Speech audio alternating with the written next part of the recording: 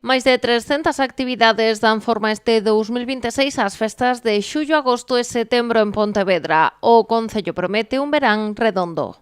Incluye actividades para todos os sectores, para todos os gustos, para todas as idades, para todo o Concello, porque hai actividades, en Xeve, Monteporreiro, Eiriña, San Roque, o Burgo, Lérez, etcétera, non? E no centro da cidade, non? Dende o goberno local sinalan que moitas das propostas están deseñadas especialmente para a cidade. É o caso do certame de maxia Ponte Maxia ou a colaboración da banda de música de Salcedo coa compañía de circo Pista 4. Non faltarán citas tradicionais como a Batalla das Flores ou o Festival de Monicreques Titirivedra. Calquera semana, calquera día, hai actividade en Pontevedra e son actividades, como dixen antes, exclusivas ou diferentes, e que van desde actividades musicais, aí aparecen todas, obviamente non vou a falar, pero se che gusta a música de gaita, pois temos o Festival Ricardo Portela de Toque Pechao, eso non é fácil de ver, non?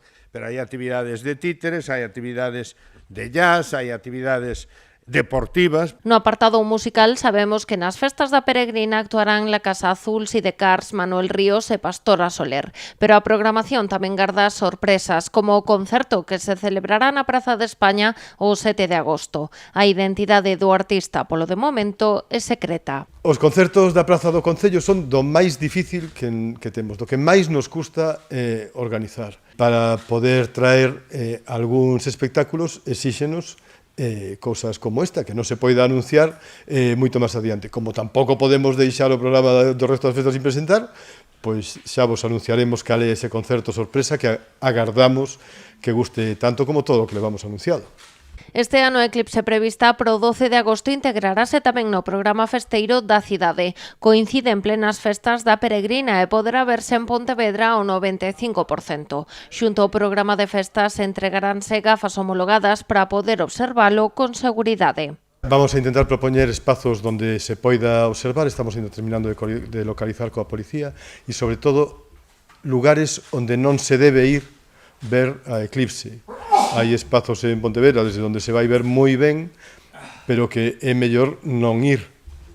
Estou pensando, por exemplo, na porta do Hospital de Montecelo, que é mellor non subir ali a ver a eclipse, porque se nos xuntamos ali miles de persoas, pode ser un problema para o funcionamento das...